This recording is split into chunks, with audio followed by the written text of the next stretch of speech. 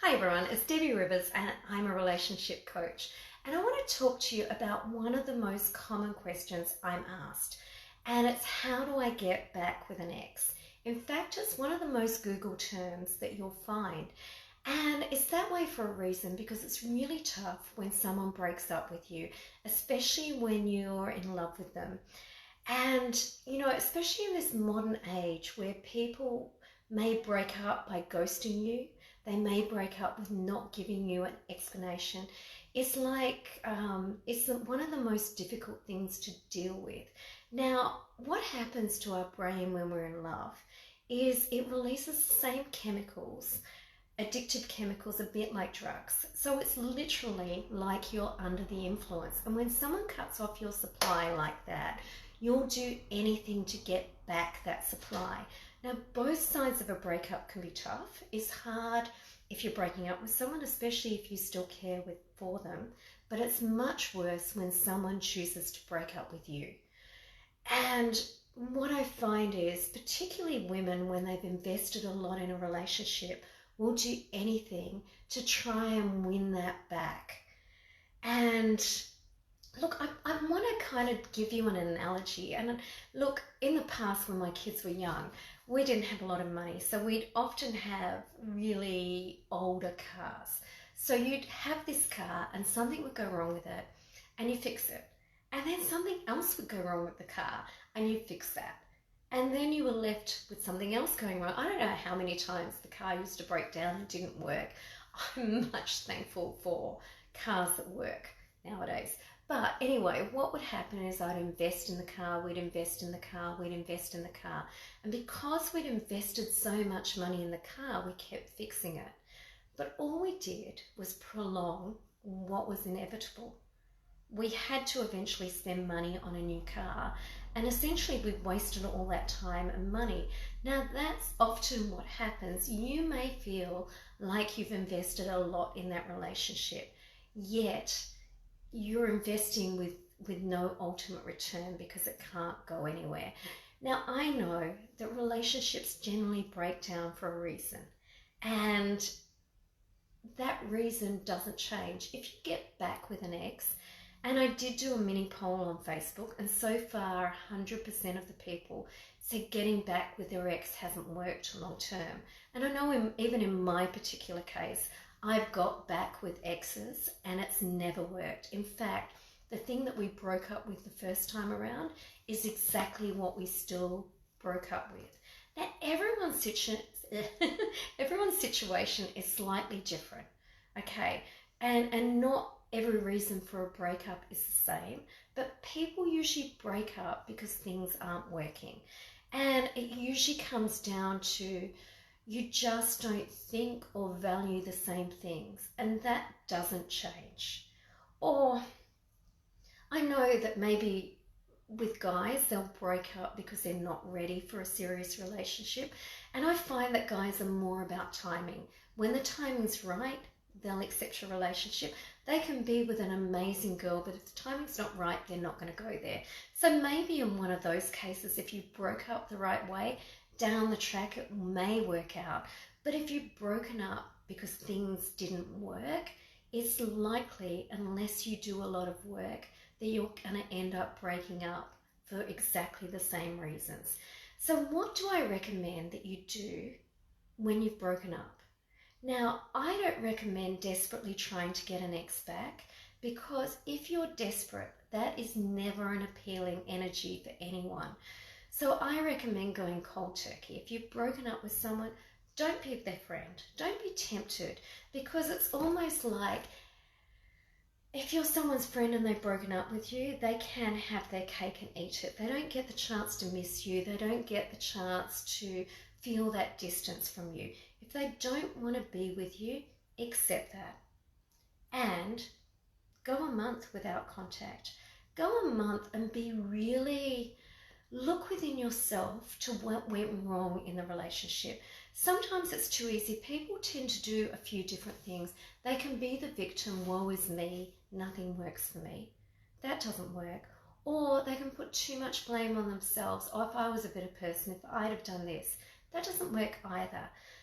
The one thing that's the same in all our relationships is us. So it's time to take 100% responsibility for your role in what happened. And be really open and honest with yourself, because often that can be tricky to do. And what does happen is as humans, we work in patterns that even if you leave this relationship, you're still the same person. You're likely to bring those same behaviors to your next relationship. And if you can be objective to see what went wrong, it can help you correct that for the future. Okay, so look, I find particularly for relationships the second time around, we'll often bring our past baggage with us. Like if someone has cheated on us, we'll be suspicious of the person we're dating now. Or if someone has lied to you, if someone, whatever they've done, we'll often bring that forward. And I say it all the time, we'll bleed over someone that didn't cut us in the first place. And that often sabotages someone. Look, trust someone until they prove you otherwise, okay? And often we don't. And if you're continually questioning what they're doing, how they're behaving, it will push someone away. So being able to heal those things in yourself will go a long way to allowing you to create a happy, healthy relationship moving forward. And it may not be with the person you broke up with, but you can learn the lesson to know how to have a healthy relationship moving forward. The other thing that I find that people will do is the choice that they make. Say if they believe all guys lie or cheat, or all women lie or cheat, they'll often choose someone that has that personality and that behavior.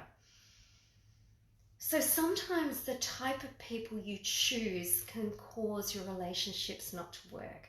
So it's time to examine that. We can get so caught up in wanting higher level of chemistry that we don't look at compatibility and whether someone is ready to commit. Now, I always talk about the 3 C's. You need compatibility, chemistry, and someone that wants to make a commitment to have a healthy relationship. Without having all 3 of those, it's not going to work. You can be with someone that's not ready to commit and break up with them for that reason. They're never going to commit because they're not in the place where they're ready. So if you go back to them, it's not going to work. You can date someone who doesn't have high standards or high morals and will cheat on you again. And you can see that behavior. And accepting them back won't change that that's just what is okay for them. So it's looking at the person you choose to be with. And the problem with chemistry is it shuts down the critical thinking in our brain. Look, we'll see the things that are wrong and going, okay, we'll overlook that. But often that's exactly what goes wrong down the track. And I want you to trust sometimes your gut feeling over the feelings of chemistry, because chemistry is very addictive and it is like drugs in your brain. You are then addicted to want that person in your life. And like I said, you break up for a reason. Now, the best thing that you can do is work on yourself. Cold turkey from the other person. Examine yourself. If it's meant to be, you will not miss out with the person that's meant to be. But I do say I would only ever get back with someone once. I wouldn't continually go back to them again and again, because what tends to happen in that situation is you'll break up for exactly the same reason, because you just haven't paid attention to the signs. Okay, so that's enough on that. I could probably talk about it till the cows come home. But I also want to end by saying next Wednesday on the 22nd of April, I've got a workshop for men and women. And the good thing about that is we'll get men and women think really differently when it comes to dating.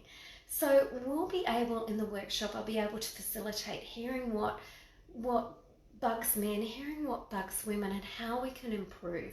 Now, because it will be men and women, you might even meet someone in that workshop. Not that you'd approach them, but you can contact me afterwards. But it will be a way that you can navigate dating in this difficult environment. Look, to be honest, I think dating just now, if you do it the right way, gives you the best chance to form a connection, because you don't find people are so superficial. We can't just run out and hook up with people. We can't just go on a lot of dates. So it gives you a way to really get to know someone. And look, I recommend, I keep saying this, video dates. You're obviously watching me on a video and you probably get a good idea of what I'm like, and you can get a good idea of what someone else is like. So in the workshop, I'm going to give you tricks, tips. We're going to find out what women think, what men think, and how we can navigate this whole dating world better. And it's going to be a good, fun night. And look, I'm still coming up with the virtual dating, so just be patient. It should be a couple of weeks. And look, I hope that you're staying safe and staying well, and don't give up on the chance of meeting someone, because now is a good time to form a connection, and coronavirus won't last forever. We will come out the other side, and we can come out with skills that we didn't have before. Anyway, whatever you're doing, I hope you enjoy your Wednesday night. Thank you. Bye.